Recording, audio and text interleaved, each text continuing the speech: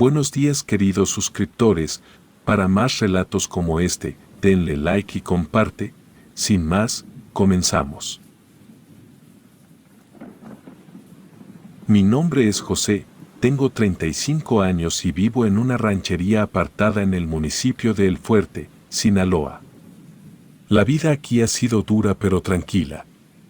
Trabajo como vaquero, y mis días se llenan con las tareas del rancho, cuidar el ganado, arreglar cercas y luchar contra el calor implacable de la sierra. La tierra es roja, y el sol cae sobre ella, como una bendición cruel, pero es lo que conozco. Mi esposa murió hace unos años, y desde entonces he estado marcado por esa tragedia. Rocío, mi hija, se quedó conmigo, ella me ayuda con lo que puede, aunque a veces parece más como si estuviera huyendo de algo, de un lugar o una vida que ya no comprende.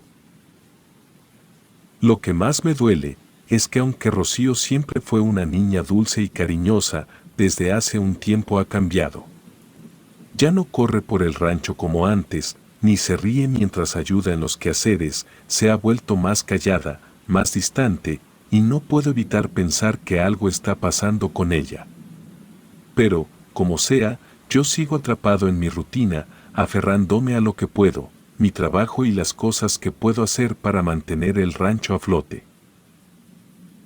Un día, mientras cabalgaba hacia los cerros, para revisar los cercos, la vi. Era una mujer, pero no como cualquiera. Su nombre era Mariana, y se presentó como una sanadora que venía de tierras lejanas.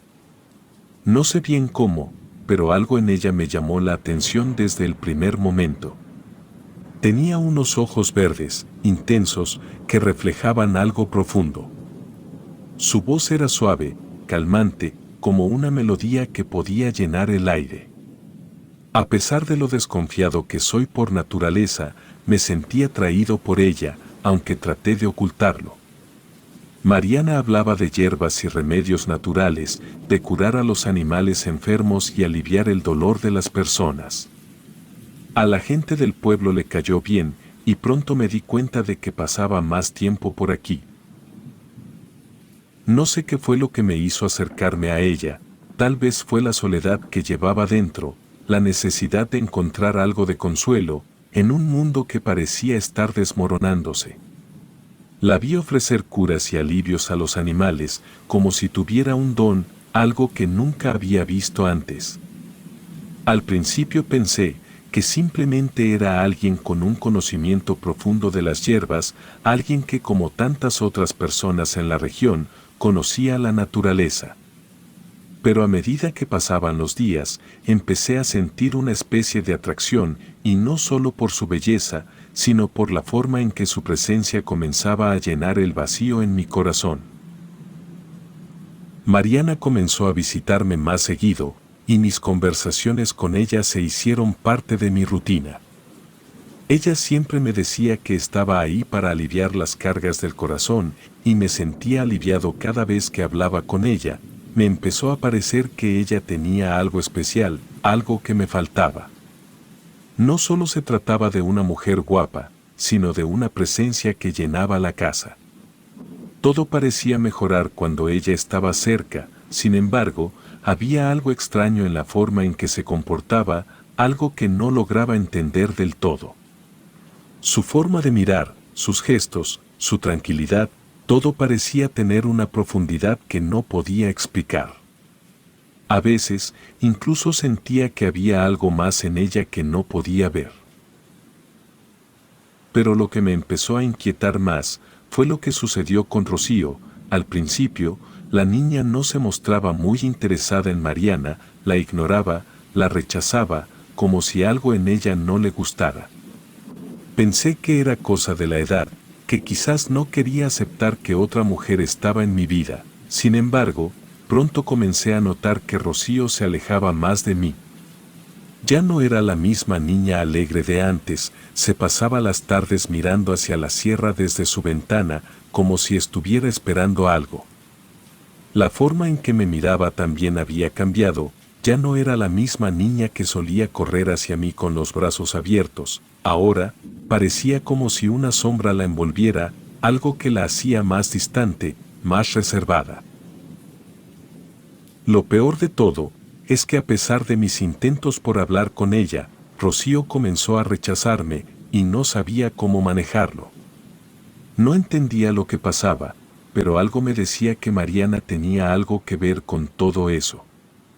Sin embargo, no podía ver la conexión, pues el amor que sentía por Mariana era tan fuerte, que me cegaba a las señales que Rocío me estaba dando.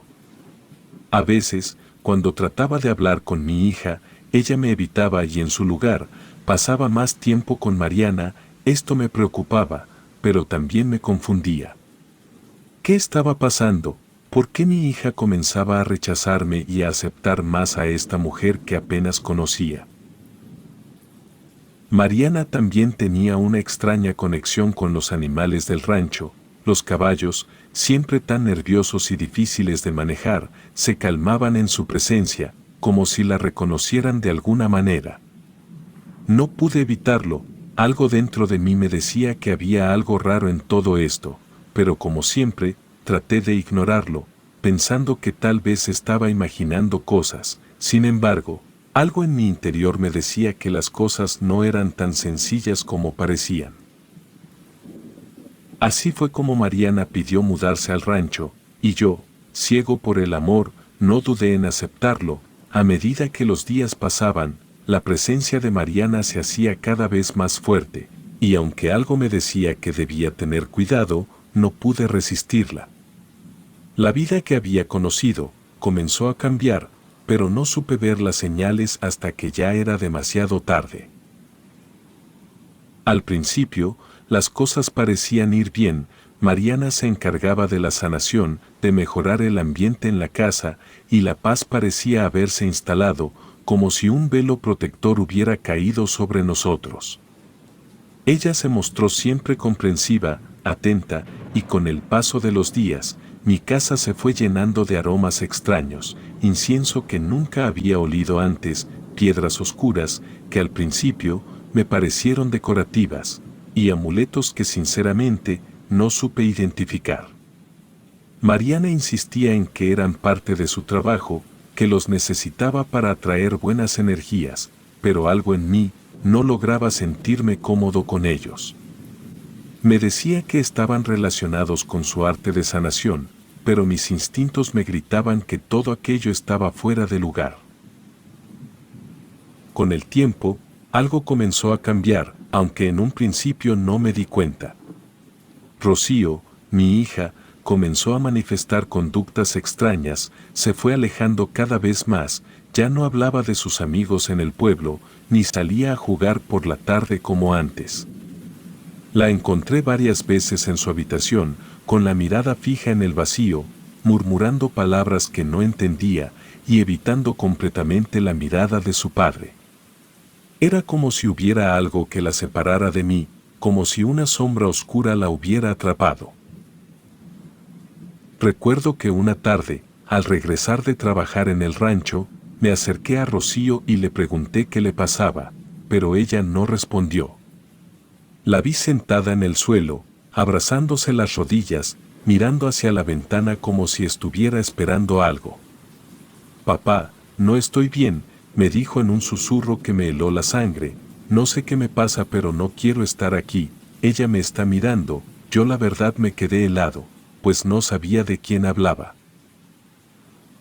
Entonces, descubrí algo que terminó de romper las piezas del rompecabezas. Mariana había estado tomando largos baños en la cueva que hay al fondo del rancho. Esa cueva, desde que yo era niño, se había considerado maldita. La gente del pueblo siempre decía que nadie debía acercarse a ella, que el aire que salía de ahí estaba lleno de malas energías. Sin embargo, Mariana insistió en que era un lugar especial, un centro energético que necesitaba para sus rituales de sanación. Le pedí que no fuera, pero ella me dijo que me alejara de sus prácticas, que eso era parte de su trabajo y que no debía interferir.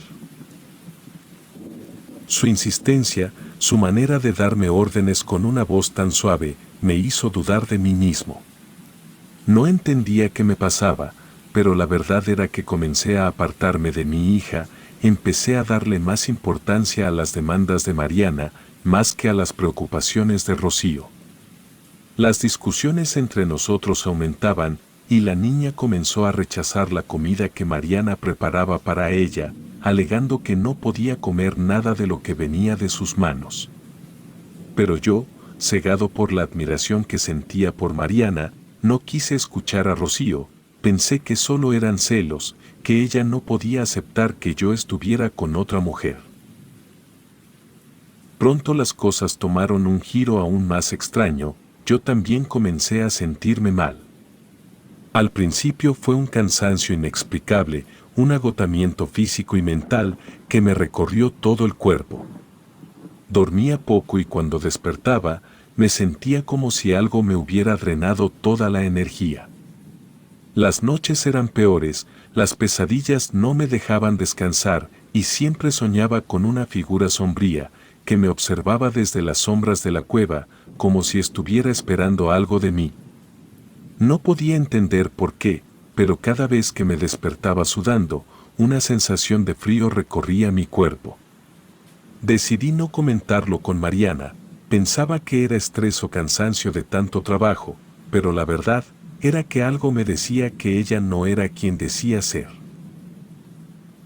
Mientras tanto, la relación entre Mariana y Rocío empeoraba, las tensiones aumentaban, y Rocío comenzó a acusar a Mariana de cosas cada vez más extrañas. Me decía que sentía que la bruja la estaba invadiendo, que sus malas intenciones se notaban en cada gesto y en cada palabra que le dirigía. A veces, Rocío incluso decía que la estaba haciendo daño, pero yo, perdido en mi enamoramiento por Mariana, solo la regañaba. ¿Cómo podía mi hija acusar a la mujer que yo creía perfecta de cosas tan terribles? Mariana, por su parte, insistía en que Rocío estaba simplemente celosa de nuestra relación y que lo que pasaba era natural, que lo solucionaría con el tiempo. El punto crítico llegó una tarde, cuando Rocío, en un acceso de furia, acusó a Mariana de ser una bruja. Lo que ella hace es magia negra. Ella te está controlando, papá, es una bruja, ¿acaso no la ves?, me gritó, pero no pude soportarlo. Mi hija, a la que siempre traté de proteger, me estaba acusando de algo tan absurdo, y por un momento, el dolor me cegó. La reprendí con rabia, le grité que dejara de inventar cosas, y la eché de la casa. En ese momento, Mariana se acercó a mí y en un susurro tan suave como siempre, me dijo, nada de lo que ves es real, todo esto es parte de un plan más grande. Esas palabras, aunque no las entendí completamente, se quedaron grabadas en mi mente. Esa noche, cuando cerré los ojos, el sueño fue más oscuro que nunca, la sensación de frío me recorrió el cuerpo, y algo en mi pecho me decía que estaba perdiendo algo, que ya era demasiado tarde. El tiempo pasó, y aunque al principio intenté no ver las señales, pronto los efectos de lo que Mariana había hecho eran imposibles de ignorar. El rancho, que siempre había sido un lugar lleno de vida, parecía desmoronarse. Los animales comenzaron a enfermar sin razón aparente, las vacas se desplomaban, los caballos ya no respondían como antes, y los perros, siempre tan alertas, comenzaban a perder su energía. Los cultivos que antes crecían con facilidad, ahora no daban fruto, y la tierra que siempre había sido fértil, parecía estar agotada. Y yo, mi salud también empeoraba, me sentía más débil cada día, y lo peor era que no sabía por qué. No podía recordar la última vez que me sentí realmente bien, mi cuerpo estaba agotado, y lo que era peor, mi mente parecía nublada y confundida. Recuerdo que una noche, al no poder dormir, me senté frente al fuego en la sala y recordé una vieja leyenda que había oído en el pueblo. Habían hablado de brujas que vivían en los montes cercanos, seres que se alimentaban de la energía vital de los hombres. Según se decía, estas brujas podían despojar a las personas de su alma, dejándolas vacías, como cascarones sin vida. Al principio, no quería creerlo, pero a medida que veía cómo mi vida y mi hogar se desmoronaban, la idea de que Mariana pudiera ser una de ellas comenzó a cobrar fuerza. Ella había llegado a mi vida en un momento de vulnerabilidad, había ganado mi confianza y lentamente se había apoderado de todo lo que amaba. Desesperado, decidí ir a hablar con el anciano curandero del pueblo, un hombre que todos conocían por su sabiduría y conocimiento sobre el mundo espiritual. Cuando le conté lo que había estado sucediendo, su rostro se tornó serio y no dijo nada por un largo rato. Finalmente, con voz grave, me dijo: José, esa mujer no es quien crees que es. Mariana no solo es una bruja, es una hechicera que ha estado manipulando tu vida desde que la conociste. Se ha alimentado de ti, de tu energía, y ha estado separando el cariño de ti y de tu hija para poder controlar todo a su alrededor. Lo que te está pasando, lo que le está pasando a tu hija, no es natural, eso es el poder de la oscuridad y está trabajando en ti. Me dijo que la única forma de liberarme, de romper el hechizo que me mantenía atado a Mariana, era confrontarla directamente en el lugar donde todo había comenzado, la cueva. Ahí es donde ella tiene el control, me explicó. Ahí es donde las sombras se reúnen, donde la oscuridad se fortalece, solo enfrentándola ahí podrás romper el lazo que ella ha formado contigo. Con el corazón en un nudo y el miedo apoderándose de mí, me dirigí hacia la cueva esa misma noche. No había vuelta atrás, pues sabía que si no lo hacía, perdería todo. Llegué a la entrada y el aire estaba pesado, cargado con una energía que me heló la piel. El viento que solía soplar fresco y limpio ahora parecía más denso, como si la misma tierra estuviera respirando lentamente, esperando. Cuando entré, la escena que encontré me paralizó. Mariana estaba ahí, rodeada de figuras sombrías que parecían moverse en las sombras, casi fusionándose con la oscuridad. La cueva se había transformado en un altar de terror. En el centro, un círculo de fuego brillaba débilmente, y sobre él, Mariana cantaba en un idioma que no entendía. Sus ojos, esos ojos verdes que tanto me habían cautivado, brillaban con una intensidad malévola. Mi corazón latía con fuerza, pero algo dentro de mí, algo que aún quedaba de mi ser, me impulsó a avanzar. Mariana me vio y sonrió, pero esta vez no era la sonrisa cálida y amable que conocía, era una sonrisa demoníaca, llena de poder. Se acercó lentamente, y como si intentara seducirme una vez más, dijo: «¿Sabes que esto es lo que siempre quisiste, José? Tú y yo estamos destinados a estar juntos. Todo lo que te ha sucedido, todo lo que has perdido, es parte de nuestro plan. Yo soy la que te ha dado lo que nunca pudiste conseguir, poder, energía y amor». Pero algo dentro de mí despertó, las palabras del anciano resonaban en mi mente, y de repente, toda la neblina que había nublado mi juicio comenzó a despejarse. Recordé lo que realmente importaba, mi hija, mi hogar y mi vida. La ilusión que Mariana había tejido a mi alrededor se deshizo, y vi la verdad en sus ojos. Ella no me amaba y solo me había utilizado.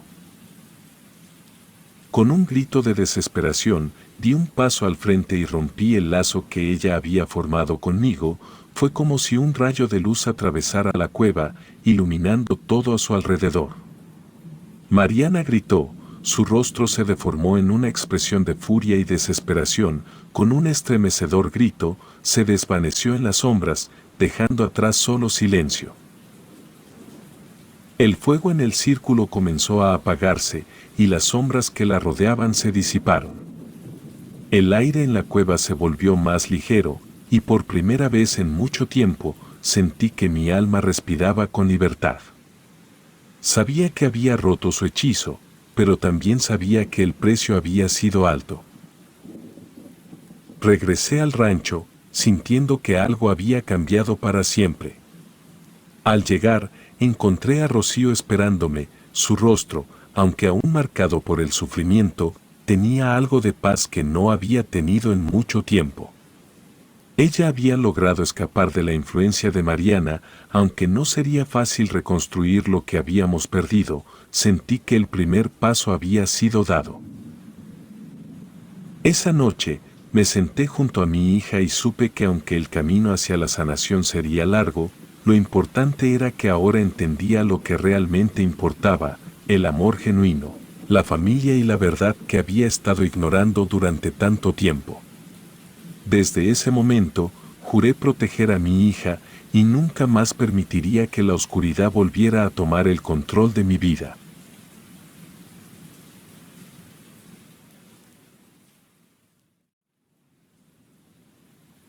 Tenía 17 años cuando mi madre y yo llegamos a San Julián del Monte, un pueblo perdido entre cerros y caminos de piedra.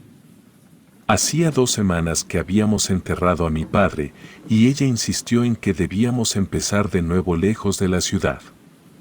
Decía que la casa de mi tía, una propiedad vieja que había quedado vacía tras su muerte, era el lugar perfecto para volver a respirar. El camino fue largo, empinado, y conforme subíamos, la neblina se volvía tan espesa que los árboles se difuminaban entre el gris. San Julián era un sitio silencioso y triste, las calles angostas parecían torcidas por los años y las casas tenían techos vencidos por la humedad. Al llegar a la plaza, la gente nos observó sin disimulo. Recuerdo a una mujer que al vernos pasar, se persignó. Mi madre sonrió con esa calma que siempre la acompañaba, fingiendo no notar el rechazo. A pesar del frío, no temblaba. Su piel era lisa, su cabello negro reflejaba la luz, y sus ojos tenían un brillo que no correspondía al rostro de una mujer que acababa de enviudar. Nadie habría creído que tenía más de 40 años, pues parecía detenida en el tiempo. Desde el primer día, noté que las mujeres del pueblo la evitaban. Cuando entramos a la tienda, el dueño apenas nos miró y se limitó a señalar con la cabeza. Una anciana me tomó del brazo al salir y me dijo en voz baja que tuviera cuidado, que las que se bañan de noche no rezan a Dios, sino al otro. Quise creer que eran supersticiones de gente desconfiada, pero su tono me dejó un nudo en el estómago.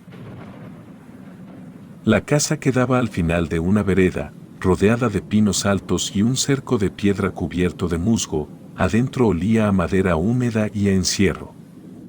En el comedor había retratos antiguos y una vela consumida sobre la mesa. Mientras mi madre limpiaba, encontré un baúl junto a la escalera que bajaba al sótano.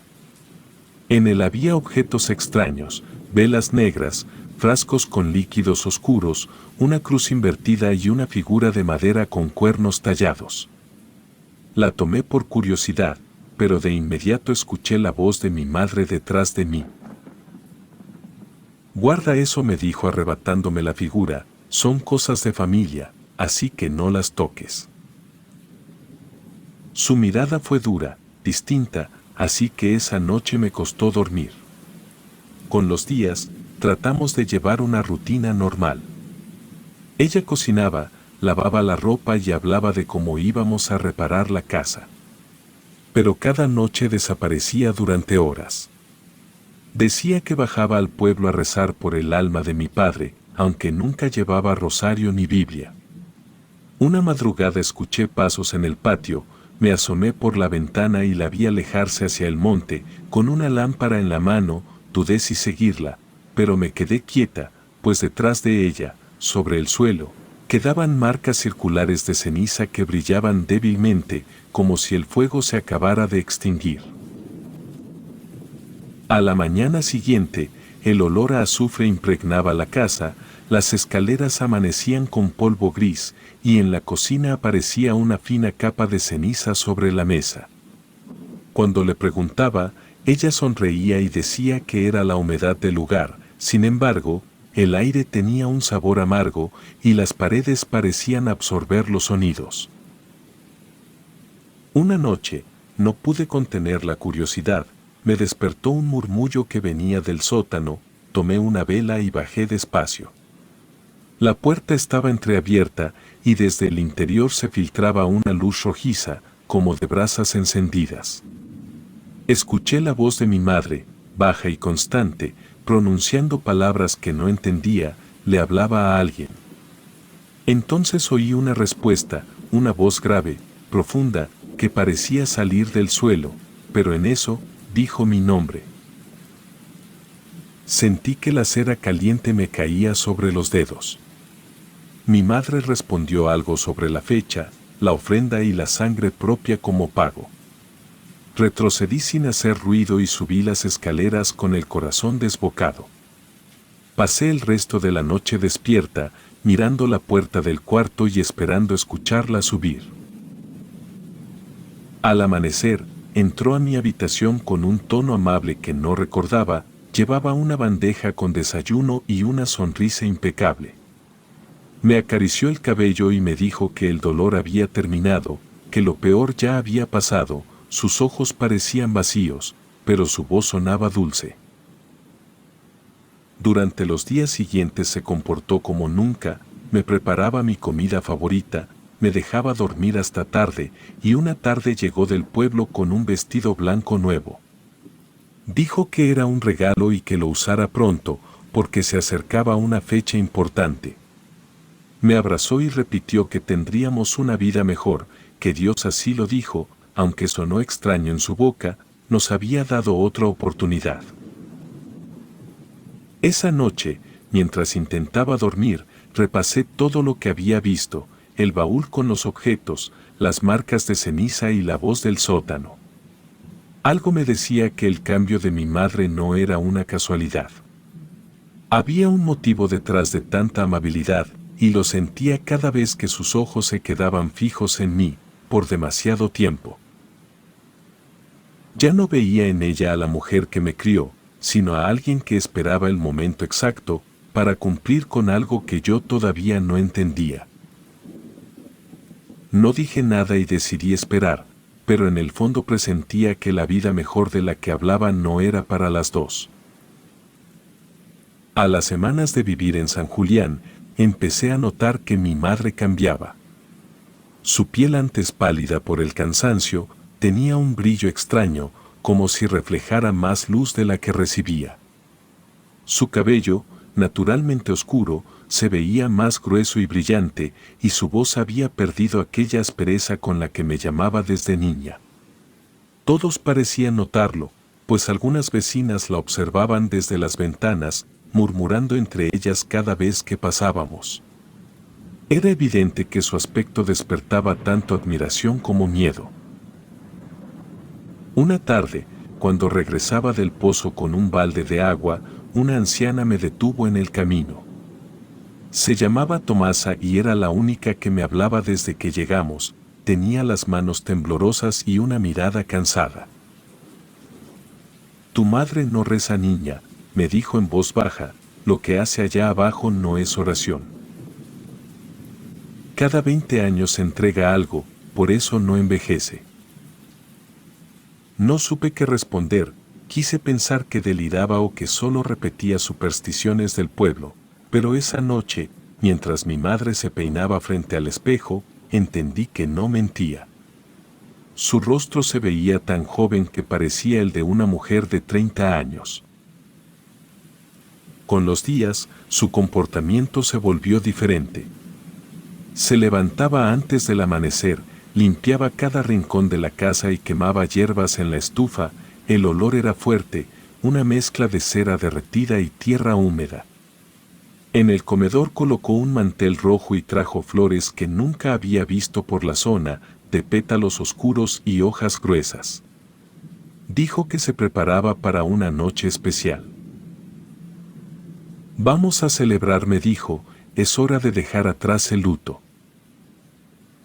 Sacó el vestido blanco que me había regalado semanas atrás y me pidió que lo usara. Habrá invitados, añadió con una sonrisa, y quiero que estés hermosa. No quise discutir, fingí calma y acepté. Esa tarde, mientras barría el corredor, escuché su voz provenir del sótano. No rezaba, cantaba una melodía lenta, en un idioma que no entendía.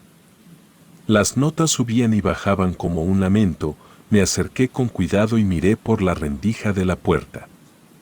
Adentro, la luz se movía en círculos, como si varias velas giraran a la vez. Me aparté de inmediato, con el corazón acelerado. Al bajar a la cocina más tarde, encontré los frascos del baúl abiertos sobre la mesa. Algunos tenían hierbas secas, otros líquidos espumosos, y uno guardaba algo que parecía una lengua. En el mantel había marcas circulares de sal y cera derretida.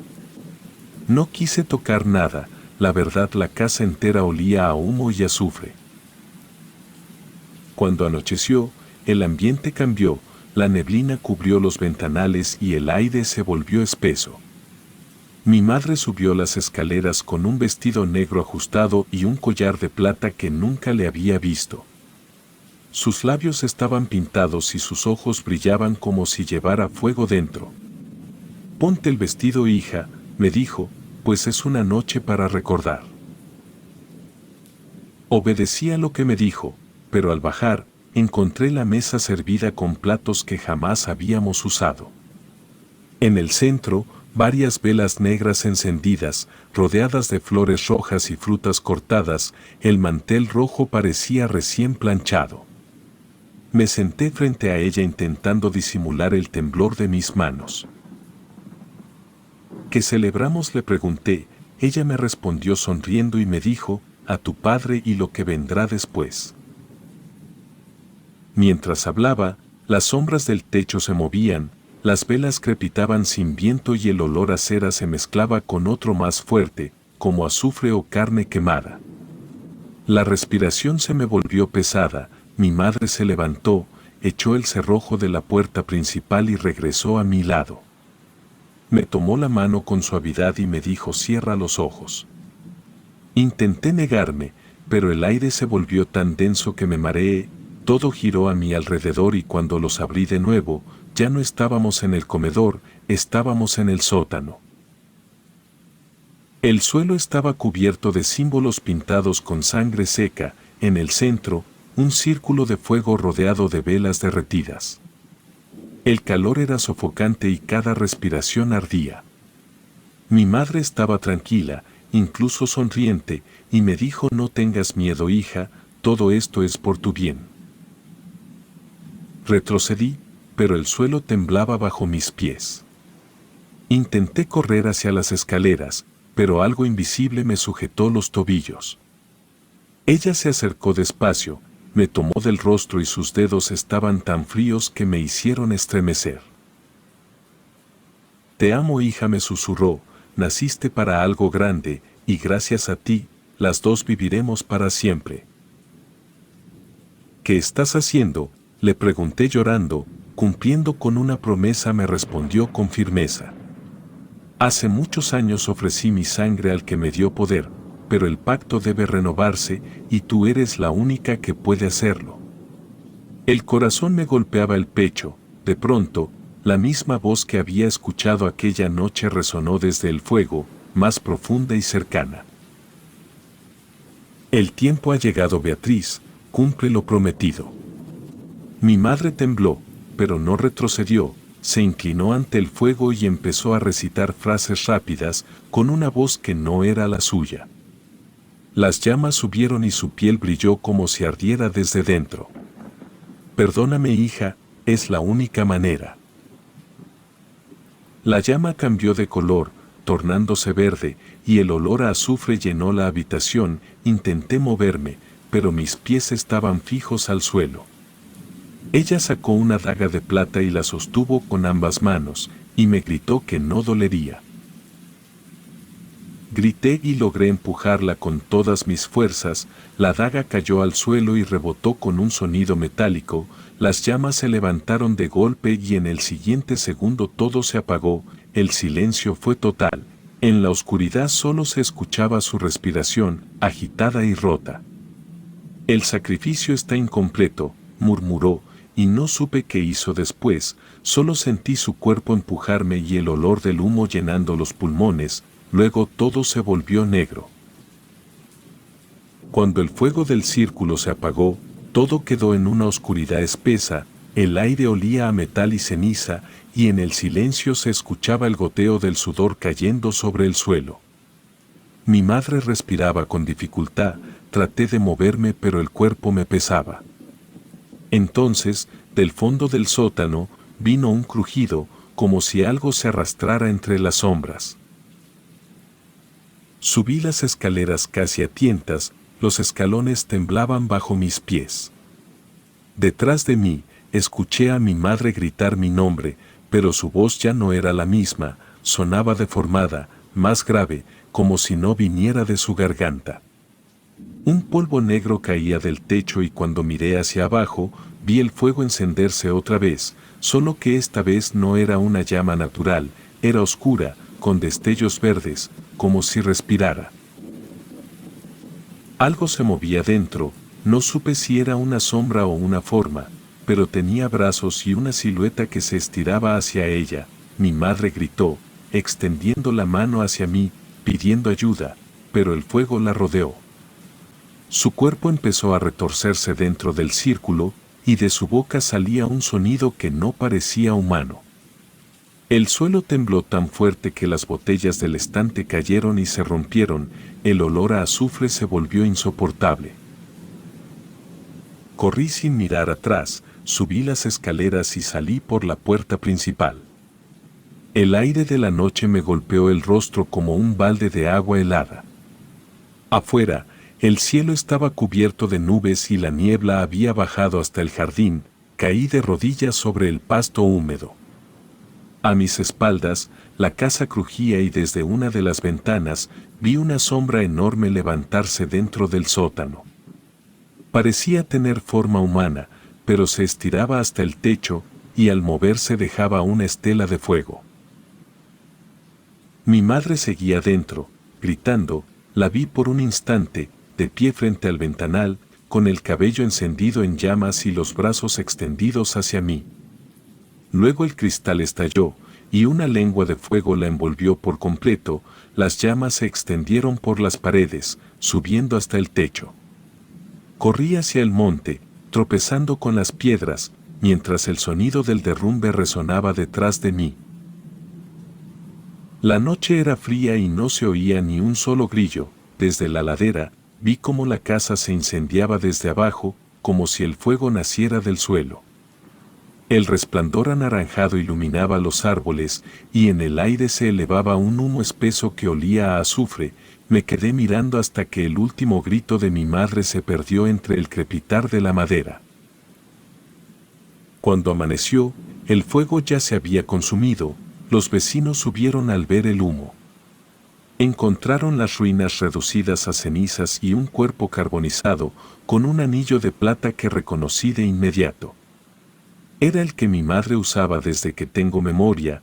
No pude acercarme, sentí que si lo hacía, algo me arrastraría de nuevo hacia esa oscuridad. Los días siguientes pasaron como en un sueño. Me quedé en casa de una mujer del pueblo que me daba de comer y me cubría con mantas. No recordaba cómo había llegado ahí, pues nadie me preguntaba mucho. Todos sabían que Beatriz no era una viuda común. Un sacerdote intentó bendecir el terreno donde estuvo la casa, pero el suelo se hundía cada vez que clavaban la cruz. Al final, el padre dijo que ese sitio debía dejarse como estaba, para que lo que fue no vuelva a salir. Me mudé con unos parientes en otro pueblo. No dormía bien, pues cada vez que cerraba los ojos, veía el fuego del sótano encendiéndose otra vez, y a mi madre dentro del círculo, girando el rostro hacia mí. Pasaron semanas hasta que me animé a mirarme en un espejo. Lo hice una mañana, y me quedé helada. Mi piel lucía más clara que antes, y mi cabello, que siempre fue castaño, se veía más oscuro. Pensé que era el reflejo de la luz, pero no lo era. Esa misma tarde descubrí una marca en mi brazo derecho. un símbolo pequeño grabado en la piel, idéntico a los que había visto pintados en el suelo del ritual, era como una quemadura, con líneas entrelazadas que se unían en el centro. Intenté lavarla, frotarla con jabón, pero no desapareció. En los días siguientes empezó a picarme y por las noches sentía calor en el lugar exacto donde estaba. No se lo conté a nadie, me convencí de que era parte de un sueño o una secuela del incendio, pero cada noche el olor a ceniza regresaba. A veces, justo antes de dormirme, escuchaba la voz de mi madre repitiendo las mismas palabras que dijo en el sótano. La belleza se hereda, pero el pacto también. Con los años, el cuerpo de mi madre se convirtió en recuerdo, pero su presencia no se fue. En los espejos, mi reflejo comenzó a cambiar poco a poco. Cada año, mi piel se mantenía igual de firme, sin una sola arruga, sin marcas del tiempo. La gente me decía que parecía no envejecer y eso, en lugar de halagarme, me llenaba de miedo.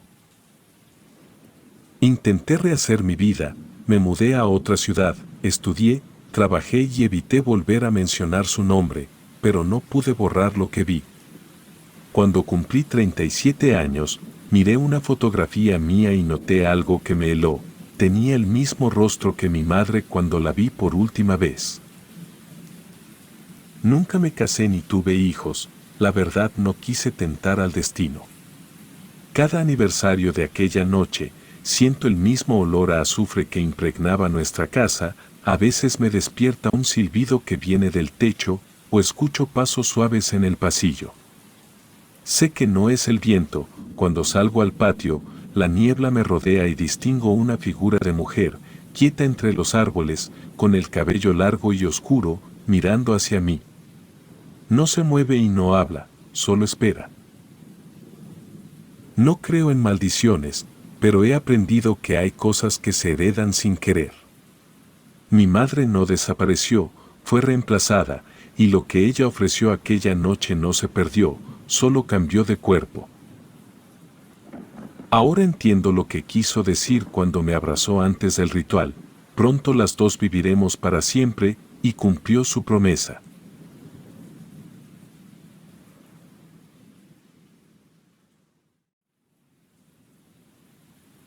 Acepté la invitación de un amigo de confianza a una reunión privada. Y camino al lugar, me dijo que se trataba de una secta satánica. El cuerpo respondió antes que la cabeza, nudo duro en el estómago, sudor frío en la nuca, manos húmedas que buscaban cualquier excusa para limpiarse en el pantalón. Seguí porque así funciono cuando alguien cercano me pide que lo acompañe. Tragué saliva y mantuve el paso. Cada vuelta de esquina me apretaba el pecho un poco más, la idea rebotaba con una sola palabra que lo simplificaba todo: secta. La repetí sin voz, como si marcar el término me ayudara a digerirlo. La verdad, me dolían las mandíbulas de apretarlas. La fachada del sitio no destacaba, casa común de muros lisos, pintura clara ajada por el sol, portón de lámina. El olor cambió al cruzar, mezcla de cera, humedad y óxido. Un pasillo angosto con lámparas tenues conducía hacia una sala al fondo. La luz amarilla no alumbraba parejo, quedaban zonas grises en los rincones, donde el moho dibujaba manchas. El piso era de loseta fría con marcas de arrastre, en las paredes, símbolos pintados, un pentagrama encerrado en un círculo, sigilos formados por líneas rectas que se cruzaban con curvas cerradas, cruces invertidas pequeñas, repetidas en secuencia como si alguien hubiese practicado el mismo trazo hasta dominarlo. En cada esquina habían regado sal, se veía el grano irregular y la manera en que se pegaba a la humedad del piso. Respiré y sentí raspada la garganta. El olor a resina quemada se mezclaba con un fondo punzante que me recordaba al azufre. Antes de llegar al salón, 2 personas me detuvieron, me miraron de arriba a abajo y me pidieron dejar el teléfono en una caja de madera al lado de una mesa plegable. Me revisaron los bolsillos y mi mochila. Observé ropa mayormente oscura en todos, sudaderas, camisas sin estampado, pantalones sin marca visible. Algunos llevaban collares con piezas de metal en forma de colmillo, otros portaban anillos con figuras de cabra y rostros aterradores. Sentí un enjambre leve en los antebrazos, el vello se erizó. El pasillo amplificaba el murmullo de pasos controlados que entraban y salían de la sala, un ir y venir cadencioso, exacto, casi militar. Nadie hablaba fuerte y las miradas duraban lo justo, medían presencia y se retiraban. El salón principal era más frío que el pasillo, ahí las ventanas estaban cubiertas por placas de madera y tela gruesa, sin rendijas, la luz venía de velas altas colocadas en candelabros de hierro. La cera caía sin pausa y formaba charcos que ya habían endurecido en capas. En el centro había un altar montado sobre una mesa de piedra porosa, la superficie tenía vetas oscuras y zonas corroídas, como si la hubieran lavado con líquidos fuertes. Sobre la mesa descansaban un cáliz metálico con tapa, un cuchillo de hoja pulida y mango negro con tornillos visibles, un cuenco con sal gruesa, otro cuenco que sin miedo a equivocarme, era un cráneo con sangre seca pegada a las paredes, y un libro grande con tapas de cuero curtido, hebilla lateral y lomo reforzado con remaches. A los lados, 2 candelabros gemelos sostenían velas que goteaban lento y dejaban una estela de humo espeso. Un hombre se ubicó frente al altar con una túnica sin adornos, no levantó la voz ni buscó teatralidad. Enumeró reglas de forma seca, guardar silencio, seguir cada indicación y permanecer hasta que el rito concluyera. Dijo 2 palabras que se quedaron taladrando, consagración y entrega. Con cada repetición, la respiración me salía corta y la caja torácica se tensaba. La piel del rostro me ardía, tragué aire por la nariz para estabilizarme y el olor punzante me picó las fosas nasales, me ardieron los ojos. El grupo se dispuso en filas frente al altar, de verdad que la disciplina sorprendía, pues nadie adelantaba un paso, ni nadie desviaba la vista de las manos del oficiante, y el piso vibró con una levedad difícil de explicar, no como peso desde arriba, sino como un retumbe apagado, que subía por las suelas y se quedaba en las rodillas. Pensé en tuberías y tránsito lejano, pero la vibración se sincronizaba con un ritmo que ellos parecían conocer. Las velas no parpadeaban y la llama se mantenía alargada, rígida, como si la sala estuviera cerrada al viento.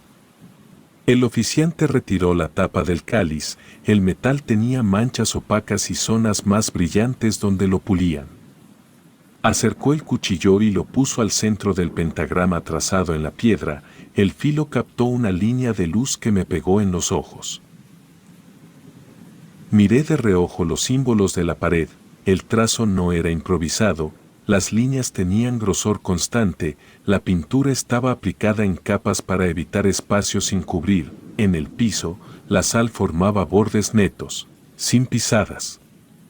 Eso implicaba cuidado, había marcas de tiza vieja alrededor de la mesa, quizá de ritos anteriores, en una esquina recogieron una brazada de leña delgada y la llevaron a un brasero.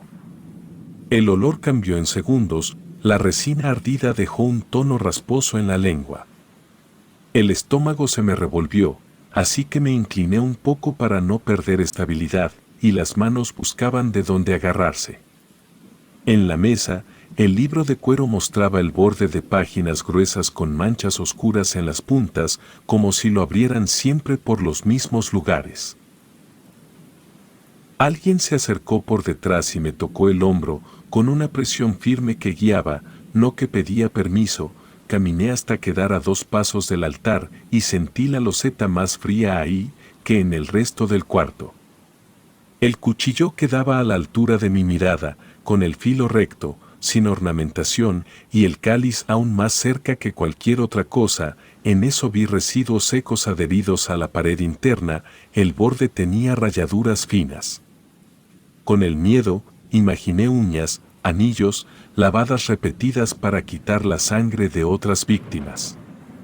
Un miembro se quedó a mi derecha, otro a mi izquierda, los vi con el rabillo del ojo, tenían una postura rígida, brazos a media altura listos para sostener, y el oficiante marcó con la mano una señal breve. La temperatura subió, y la camiseta se me pegó a la espalda como si alguien hubiera tirado agua tibia, la frente me goteó y el sudor picó en los ojos. Respiré por la boca para evitar el ardor en la nariz y un gusto amargo avanzó hasta la base de la lengua, la sala entera parecía contraerse hacia la mesa. Sentí el latido en el cuello, medido, golpeando desde dentro. El cáliz, el cuenco con sal, el cuenco con sangre seca, el libro con hebilla, los candelabros con velas inclinadas, todo estaba listo. A lo lejos, dentro de la misma sala, una tabla crujió con un chasquido breve, en eso el oficiante apoyó las palmas sobre la piedra y cerró los ojos un instante. El grupo contuvo el aire, la vibración volvió, más clara, se me subió por las piernas hasta estacionarse en el abdomen, el olor a azufre se volvió dominante y me quemó la garganta, también me ardió la piel de las mejillas. El portón a mis espaldas se aseguró por dentro con un seguro que rechinó y encajó de golpe, la sala quedó sellada. Había un camino hacia adelante y estaba marcado con objetos, signos y cuerpos atentos. Yo formaba parte del cuadro, sentí el peso de esa composición en los hombros. El corazón respondió con un martilleo terco que no cedía, miré la boca del cáliz, las manos del oficiante y la línea del pentagrama, entonces comprendí que ya no se trataba de acompañar a un amigo, ni de una reunión privada. El rito había comenzado y yo estaba en el centro, acepté con la mandíbula dura lo que venía y clavé los pies en el piso, sabía que no habría salida hasta que pasara lo que tenía que pasar. El oficiante abrió el libro sobre la piedra y comenzó a leer con voz grave. Los asistentes marcaron un ritmo con palmas lentas, espaciadas pero exactas, el aire se volvió espeso y pesado en el pecho. El olor a azufre ganó fuerza hasta picar por dentro de la nariz y dejar un sabor amargo en la lengua. Las llamas de las velas se alargaron y quedaron rígidas, estiradas hacia arriba, sin parpadeo. El brasero soltó una bocanada de humo denso, que me raspó la garganta, y el piso vibró con un pulso que subía por las piernas y se quedaba en el abdomen. Detrás del altar se formó una sombra compacta, la mesa pareció sudar, gotas claras brotaron entre las vetas y corrieron hacia el borde donde estaba el cáliz. La figura avanzó un paso y quedó a la vista. Era alta, ancha de hombros, con piel de tono oscuro y textura agrietada, como barro reseco que se cuartea en placas pequeñas. Dos cuernos curvos nacían de la frente y se proyectaban hacia atrás con vetas claras a lo largo, los ojos eran amarillos con pupila fina, alargada, que se cerraba y se abría como una rendija. La boca mostraba colmillos largos que se veían incluso con los labios apretados. La mandíbula era amplia y musculosa, las manos eran largas, con uñas gruesas y opacas, más parecidas a garras que a dedos humanos, tenían bordes irregulares, como si hubieran rasgado piedra. Las piernas le terminaban en pezuñas partidas, y cada apoyo dejó una marca breve en la loseta y un golpe seco que cruzó el salón. El olor a azufre se volvió dominante y me ardieron las fosas nasales, tragué saliva y sentí la lengua pastosa. Las náuseas llegaron de golpe, con una presión que me apretaba el estómago, los antebrazos me hormiguearon y el vello se me erizó, las rodillas me temblaron y la camisa se pegó a la espalda con un sudor caliente. Bajé la vista por instinto, como si el cuerpo quisiera hacerse pequeño, pero dos manos me sujetaron de los brazos y me hicieron alzar la cabeza de nuevo. La fila de asistentes abrió un pasillo directo a la mesa, y el oficiante cerró el libro, lo empujó unos centímetros y colocó el cuchillo al centro del pentagrama, con el filo orientado hacia mí. Me llevaron hasta quedar frente al altar, el calor del brasero me pegó en la cara y el oficiante me habló de renuncia y de entrega. Su tono aún seguía grave, firme y sin rodeos. Marcó gestos cortos para que repitiera las palabras, las repetí con la boca seca. Un miembro tomó mi mano izquierda y la volteó con la palma hacia arriba, otro colocó el cuenco con sal más lejos y acercó el cáliz. Vi el interior manchado y las rayaduras finas en el borde, el cuchillo entró en cuadro con el brillo justo, la hoja me cortó la piel con una incisión rápida en diagonal, de verdad que el dolor fue claro, y la sangre me salió en un hilo grueso y cayó dentro del cáliz con un golpe suave. El oficiante inclinó un frasco oscuro y espeso, que olía a hierro y a refrigeración vieja, agregó 3 gotas que se hundieron de inmediato y dejaron una mancha más oscura en el fondo. Acercó el cáliz a mi boca, el metal estaba frío, el olor subió primero, hierro, sal, algo rancio que recordaba almacenamiento y cierre hermético. Bebí por reflejo, y el líquido me raspó la lengua y se pegó en la garganta con una capa gruesa. Tosí y tomé aire por la nariz y el azufre me quemó de nuevo. El oficiante mantuvo el cáliz hasta que tragara la última porción, me limpió la comisura con el pulgar y dejó una línea oscura que me manchó la piel. Un tercero destapó el brasero. Dentro, un sello de metal se calentaba con una figura precisa, un círculo con 2 líneas cruzadas y una punta hacia abajo. Lo tomaron con unas pinzas y lo trajeron a mi antebrazo derecho. Presentaron la superficie a medio centímetro, el calor ya dolía y el contacto fue directo.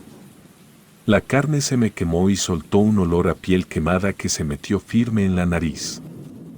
El dolor me subió por el brazo y se estacionó en el hombro, la piel se levantó en los bordes de la marca y se puso brillante.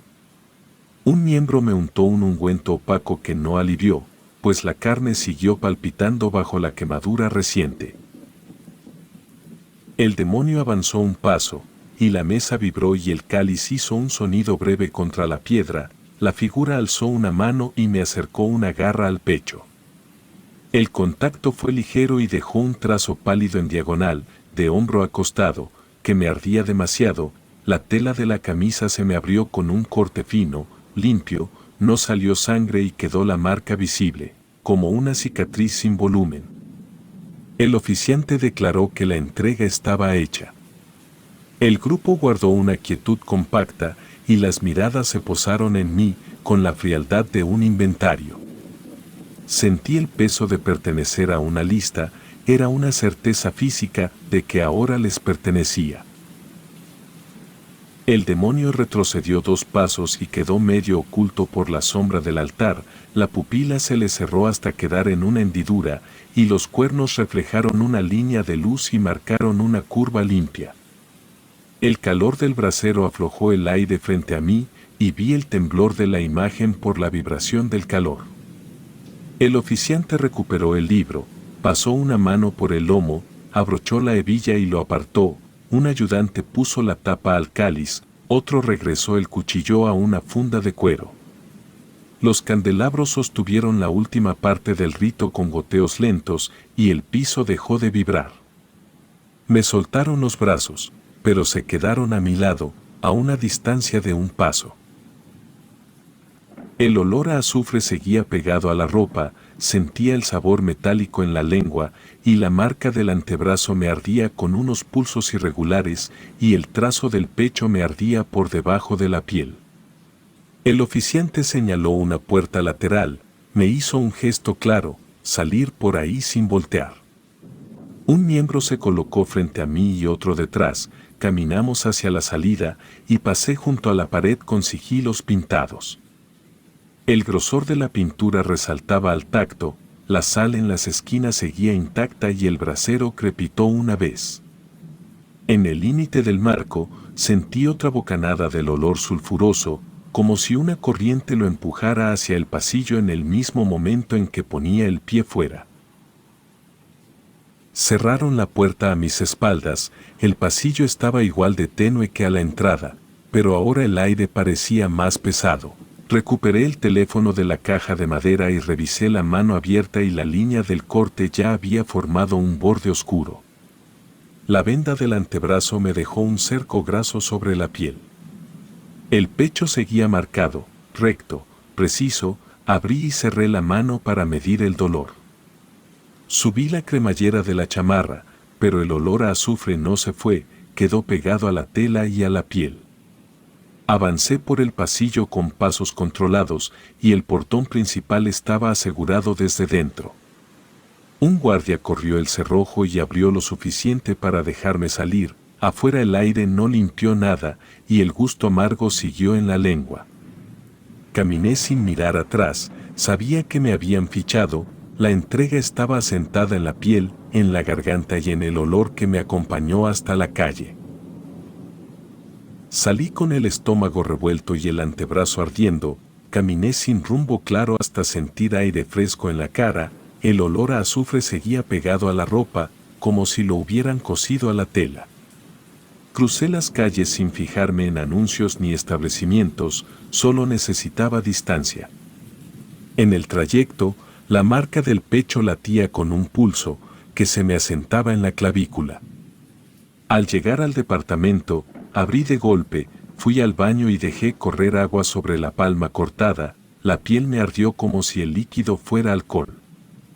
Me sequé con toallas viejas y me senté en el piso para respirar parejo, el calor en el antebrazo subía por el bíceps y se detenía en el hombro. Esa misma semana empaqué lo indispensable. Llevé bolsas negras a la sala y doblé la ropa en montones prácticos, pantalones, camisetas, ropa interior y calcetines. Nada de artículos que estorban, metí documentos en una carpeta con broche, actas, identificaciones, tarjetas. La marca del antebrazo quedó cubierta con unas vendas, me apliqué un ungüento espeso que prometía aliviar, pero el ardor se mantuvo y el dormitorio se quedó vacío en pocas horas. Guardé los cables en una bolsa con cierre, tiré unos frascos abiertos y comida sin terminar. Dejé la alacena limpia y el refrigerador desconectado, tomé una maleta con ruedas y una mochila, bajé por las escaleras sin despedidas y subí al primer transporte que me alejaba de la ciudad. Llegué a otro estado y renté un cuarto sencillo, un colchón duro sobre una base y una ventana que daba a una calle angosta, por donde pasaban pocos autos. Compré lo mínimo, para poder estar a gusto, algunos utensilios útiles y comida, guardé los productos en la repisa de cemento junto al fregadero. Colgué 2 camisas en un tubo flojo, el baño tenía azulejos antiguos con líneas de salitre. Abrí la regadera y dejé que el chorro golpeara la marca, la piel levantada se enrojeció y ardió con una intensidad que me obligaba a cerrar los dientes. Apagué el agua, me sequé con una toalla áspera y envolví el antebrazo con una venda limpia. La camiseta de manga larga quedó como uniforme, evité preguntas con respuestas cortas y neutras, el casero me pidió el primer mes, pagué en efectivo y me entregó una llave sin etiqueta. Organicé una rutina, cociné lo básico, lavé platos en cuanto terminaba, barrí el cuarto en las noches para ver al día siguiente si aparecían marcas. Esa fue mi manera de medir si algo cruzaba el espacio sin ser visto.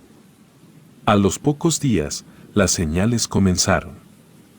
En la cocina, mientras servía agua, el olor a azufre llenó el aire, abrí la ventana, pero el olor siguió en la nariz y dejó el mismo sabor amargo en la lengua que conocía desde el altar. Una mañana, al levantar la cortina, vi un rastro de hollín bajo el marco, pasé el dedo y el tacto dejó una línea limpia. Otro día, al barrer junto al colchón, aparecieron marcas de pezuñas pequeñas en el polvo. 2 medias lunas bien formadas, orientadas hacia la puerta, les tomé una foto con el teléfono y limpié el piso. El cuerpo cambió de ritmo y las pesadillas trajeron la sala del ritual completa, la mesa porosa, el cáliz con tapa, el libro con hebilla, el brasero con chapa ennegrecida. Despertaba con el sabor metálico en la boca y los dedos dormidos. Al verme en el espejo del baño, la línea del pecho parecía más definida. La piel mostraba un trazo claro, sin relieve, que cruzaba de hombro a costado. El antebrazo me latía bajo la piel como si el sello tuviera vida propia, caminaba menos, hablaba lo necesario, me sentía maldito. Las visitas discretas del grupo no tardaron. Una tarde encontré una carta sin remitente bajo la puerta. Papel grueso, corte limpio, olor leve a tinta. Dentro, el símbolo de mi marca trazado con tinta opaca, sin palabras. Lo quemé en el fregadero y el humo subió recto, sin dispersarse, como si el cuarto estuviera sellado. A los días, apareció un encendedor negro en el barandal del pasillo, tenía raspaduras finas en una esquina, como si lo hubieran usado para abrir tapas. Al prenderlo, la flama salía alta y dejaba una cola amarillenta. Lo tiré a la basura y, al regresar por la noche, sonaron 2 golpes en la puerta con intervalos medidos, idénticos, como si una persona hubiera practicado el ritmo. Me quedé inmóvil con la bolsa en la mano y conté los segundos hasta que el pasillo recuperó su quietud. No abrí, y revisé al amanecer y el piso tenía un rastro leve de hollín igual al de la ventana, esta vez alineado con el quicio. Acepté que el pacto seguía activo y que el cobro llegaría. No busqué iglesias ni curanderos, decidí sostener la vigilancia. Antes de dormir, recorrí el cuarto de esquina a esquina, cerré ventanas, aseguré la puerta, guardé objetos punzantes en una caja con tapa. Dejé el pasillo despejado, sin zapatos ni bolsas y coloqué un vaso con agua en la mesa, para ver si salían burbujas o sedimento por la mañana. Apagué la luz del techo y dejé prendida una lámpara de clip cerca de la pared, para revisar sombras duras y bordes limpios. Me senté en la orilla del colchón con la maleta a la mano, me examiné el antebrazo y la marca seguía brillante en los bordes y rojiza en el centro. Apliqué una capa delgada de ungüento que calmó por pocos minutos, pero el ardor regresó. El barrio cerró su propio ciclo, conocí el patrón de ruidos de la calle angosta, motos tardías, pasos que se detienen bajo la cornisa cuando llueve, voces que cambian de tono al doblar la esquina. Nada de eso me importó tanto como los indicios internos. Algunas madrugadas el cuarto adoptaba el mismo aire pesado del salón del ritual.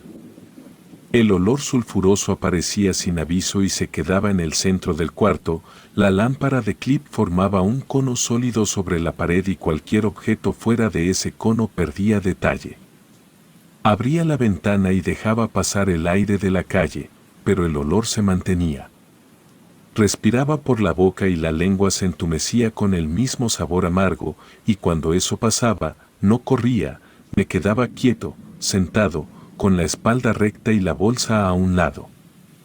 Contaba 3 respiraciones y volvía a mirar la puerta. El casero tocó una vez para revisar la instalación del gas. Supe que no formaba parte de nada, traía el cinturón de herramientas, la camisa manchada de pintura y las uñas con polvo de yeso. Le firmé un recibo y se fue. Ese contraste me sirvió para entender la frontera entre lo cotidiano y lo que arrastré conmigo. Preparé el final con acciones sencillas. Si huelo azufre, fijo la vista en el marco de la puerta y no muevo un músculo, solo espero. Cambié de estado para ganar distancia, pero la distancia no rompe un pacto, pero vivo con la certeza del cobro. Cuando cruce esa puerta, la espera habrá terminado y yo estaré listo, con la espalda recta y las manos quietas, para recibir lo que elegí con la sangre. Relatos anónimos.